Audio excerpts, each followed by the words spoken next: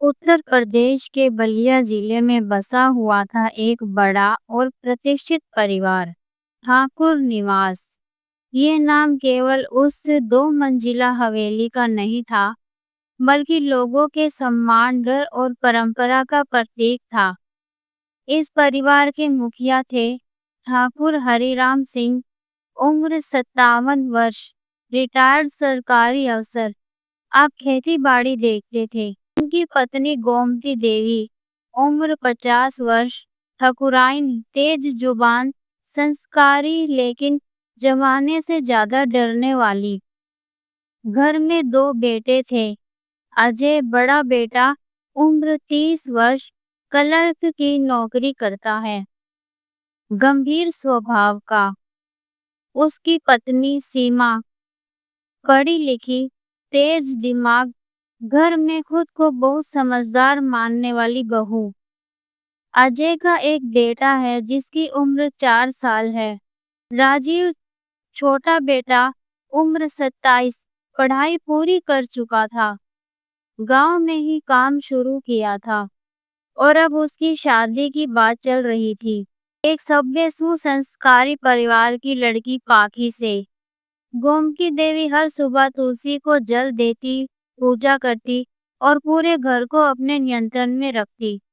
सीमा और गोमती के बीच नोक-झोंक चलती रहती थी, लेकिन दोनों एक दूसरे से खुलकर कुछ नहीं कहती थी। ठाकुर साहब का दबदबा आज भी वैसा ही था। गांव में कोई भी फैसला उनके बिना नहीं होता था। उनका एक ही सपना था, छोटे बेटे की शादी करके बहू को घर लाना और फिर चैन से अपने पोता पोती के साथ समय बिताना।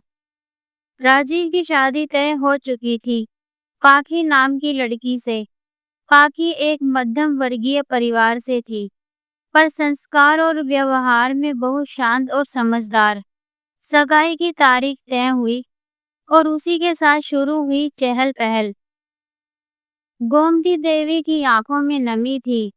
अब मेरे आंगन में छोटी बहू भी जल्द ही आएगी और ये घर एक बार फिर बच्चों की किलकारी से गूंजेगा। सीमा हल्की हल्की जलन महसूस करती, पर कोई बात जाहिर नहीं होने देती। उसे लगता, नई बहू आएगी तो क्या मैं पराई हो जाऊंगी। सगाई का दिन आया। पूरा घर रोशनी और मेहमानों से भरा था। ठाकुर साहब बार बार मेहमानों से मिलते। सीमा स्वागत में लगी थी और गोमती देवी बार बार थकान महसूस कर रही थी। राजीव और पाखी एक दूसरे को सगाई की अंगूठी पहनाते ही हैं कि पीछे खड़ी गोमती देवी अचानक चक्कर खाकर गिर गई। सब चौंक गए। माँ जी! सीमा दौड़ी। राजीव घबरा गया। माँ, माँ, क्या हुआ आपको? डॉक्टर को तुरंत बुलाया गया। डॉक्टर ने बीपी चेक किया, पल्स देखी और कहा, थोड़ा ब्लड प्रेशर डाउन हुआ है। घबराने की बात नहीं, उम्र ज्यादा है, थकावट और दिन भर की भागदौड़ का असर है। अभी इन्हें पूरा आराम चाहिए। ठाकुर साहब ने आदेश दिया, अब कोई गोमती को उठाएगा नहीं। अगले कुछ दिन सिर्फ आराम करने दो इसे। राजीव ने खुद माँ का ख्याल रखना शुरू किया। माँ, अब आप कुछ नहीं करेंगी। सुबह की पूजा भी मैं करूँगा। गोमती देवी चुप थी। उन्हें बार बार जी मिचलाता था, लेकिन वो इसे कमजोरी मानती रही। उनका खाने का मन नहीं करता, बस हर वक्त नींद और आलस आता। सीमा को अब अंदर ही अंदर कुछ शक होने लगा। लगता है माँ जी को कुछ और ही बीमारी है। सिर्फ बीपी लो होने से भूख बंद नहीं होती। माँ जी को अचानक क्यों चक्कर आया? कहीं कुछ, या फिर उम्र का पड़ाव हो, या कोई बीमारी। उसका दिमाग तेजी से यह सब बातें सोच रहा था, पर उसने किसी से कुछ नहीं कहा। सगाई के बाद पूरे घर में एक नई ऊर्जा दौड़ गई थी। शादी का दिन भी जल्दी ही आने वाला था, तो सभी लोग अब राजीव की शादी की तैयारियों में जुटे थे। घर के आंगन में लाइटों की और फूलों की झालरें लग रही थी। पूरी हवेली मोहल्ले और रिश्तेदार महिलाओं के गीतों की आवाजों से गूंज रही थी। किचन में सीमा मिठाइयों की लिस्ट बना रही थी और ठाकुर साहब बचे हुए कुछ शादी के कार्ड लेकर अपने दोस्तों को न्योता देने निकल पड़े थे। लेकिन इन सब के बीच गोमती देवी अब और थकी-थकी दिखने लगी थी। सगाई में बेहोश होने के बाद डॉक्टर ने साफ कहा था कि अब कोई इनसे शारीरिक मेहनत ना करवाए, इन्हें सिर्फ आराम दीजिए। मगर गोमती देवी अपनी आदत से मजबूर थी। नई बहू आ रही है, मेरी जिम्मेदारी है सब देखने की। वो खुद खाने में मेहमानों के लिए पकोड़े, मठरी, शक्करपारे सब बनवा रही थी। सीमा बार-बार कहती, माँ जी, आराम करिए, पर जवाब वही होता, नई बहू के आने की तैयारी देखनी है, कितना काम है, कोई कमी न रह जाए। माँ जी, मैं भी आपकी बहू हूँ, ये सब मेरा ही काम है। सीमा चिढ़ते हुए बोली और चली गई। लेकिन अब गोमती देवी का शरीर जवाब दे रहा था। रात को उन्हें उबकाई आना, सीने में जलन और पैरों में सूजन की शिकायत बढ़ गई थी।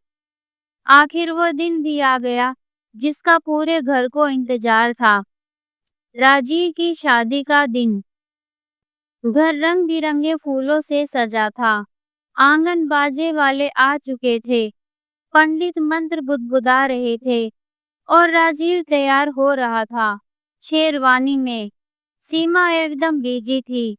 नई बहू का सामान, मेहमान, हलवा, मिठाई, बारात की तैयारी, सब कुछ उसके सर पर था। और उधर गोमती देवी सुबह से कुछ खा नहीं पाई। बड़े बेटे ने कुछ खाने को दिया और कहा, माँ, कुछ खा लो, नहीं तो बीपी बहुत कम हो जाएगा। लेकिन गोमती देवी का बार-बार जी मिचलता रहा। बेटे के कहने पर जब एक निवाला खाने लगी, फिर अचानक तेज उल्टी हुई। माँ जी, फिर से? सीमा दौड़कर आई। माँ जी, क्या हुआ? फिर से उल्टी? गोमती देवी सिर पकड़कर बैठ गई। सब घूम रहा है। तब ठाकुर साहब ने नाराज होकर कहा, मैंने कहा था आराम करो, डॉक्टर को बुलाओ अभी। बारात का समय हो गया था, तो ठाकुर जी ने कहा, मैं रुकता हूँ, तुम सब बारात लेकर जाओ। और इतने में ही बारात रवाना हो चुकी थी। थोड़ी ही देर में डॉक्टर आ गया। गोमती को देखकर कुछ समझ न सका और बोला, इनका फुल चेकअप करना पड़ेगा। आप इनको अस्पताल लेकर चलें। बिना चेक किए बीमारी का पता नहीं लगाया जा सकता। गोमती देवी को अस्पताल लेकर गए और डॉक्टर ने फिर से चेकअप किया। इस बार और गहराई से।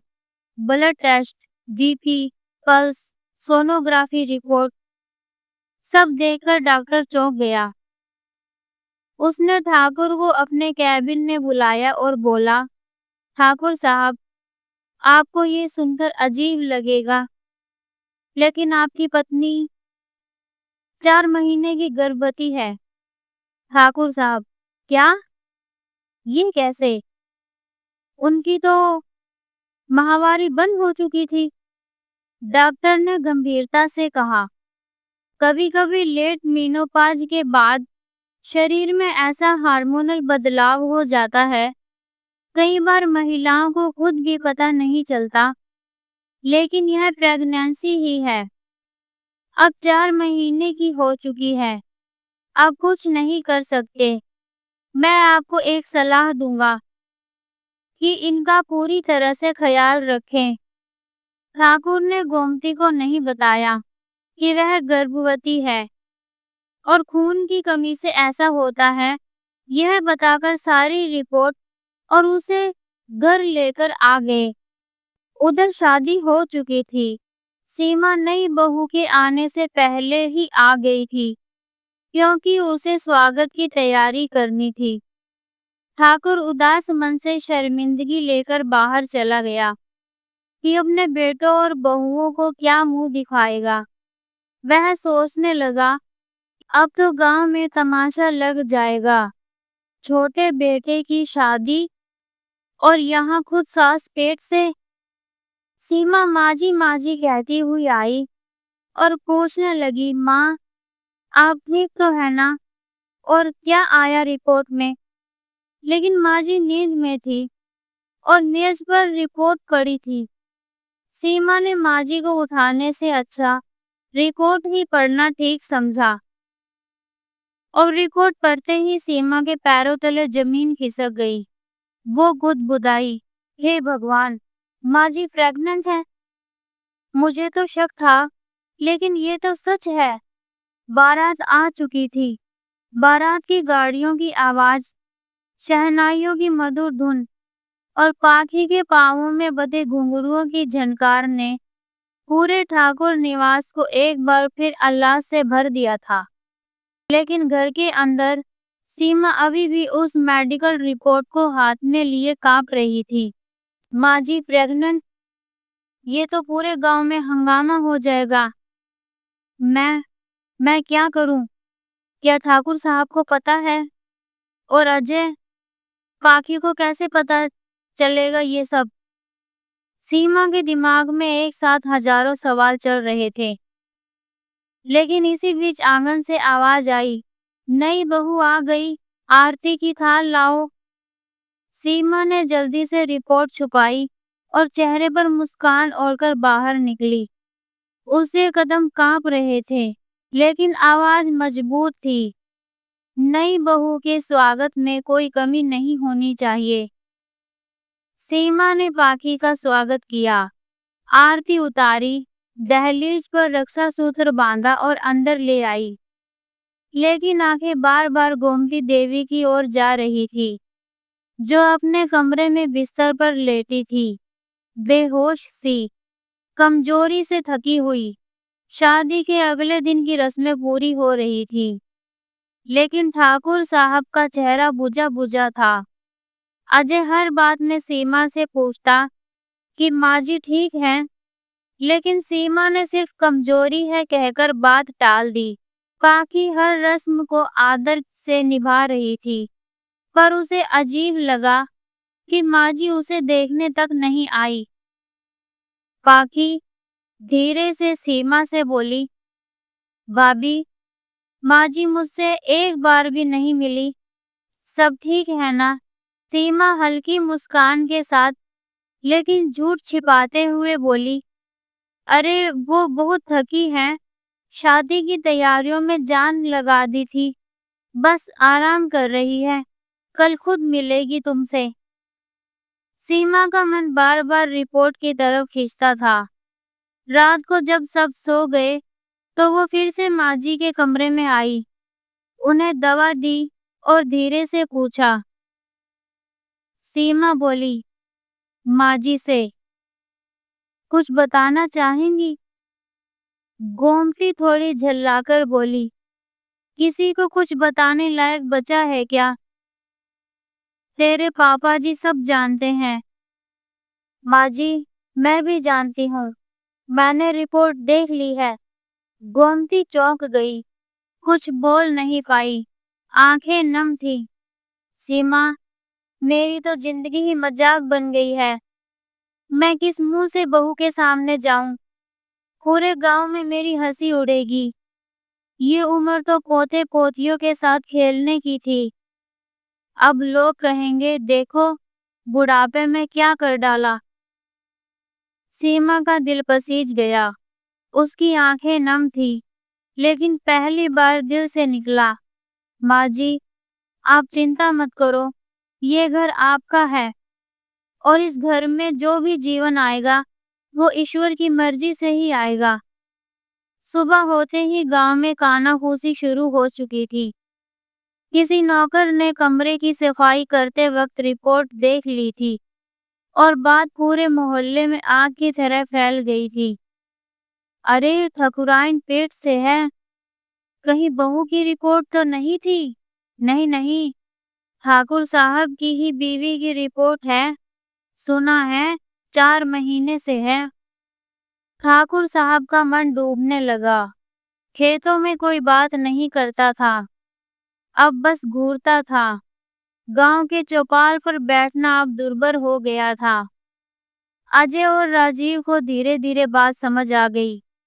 राजीव को शर्म महसूस हो रही थी कि जिस दिन उसकी नई जिंदगी शुरू हुई, उसी दिन उसकी माँ की बात पूरे गांव में मजाक बन गई। अजय गुस्से में बोला, बाबूजी ने क्यों नहीं बताया हमें पहले, और माँ जी ने कैसे इतनी बड़ी बात छुपा ली? राजीव गंभीर होकर बोला, भैया, अब सोचने से क्या फायदा? अब जो समाज की निगाहों का सामना करना ही होगा। अब घर में 2 बहुएं थी, सीमा और पाखी।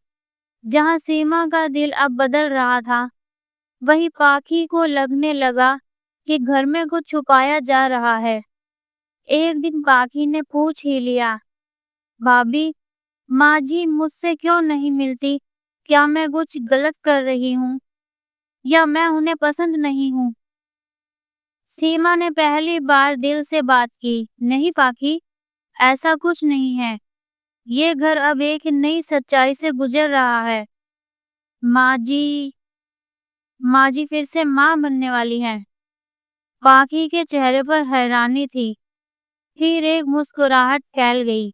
मतलब मैं सास नहीं, जेठानी बनूंगी? दोनों की हंसी छूट गई, और उस दिन पहली बार सीमा और पाखी ने मिलकर रसोई संभाली।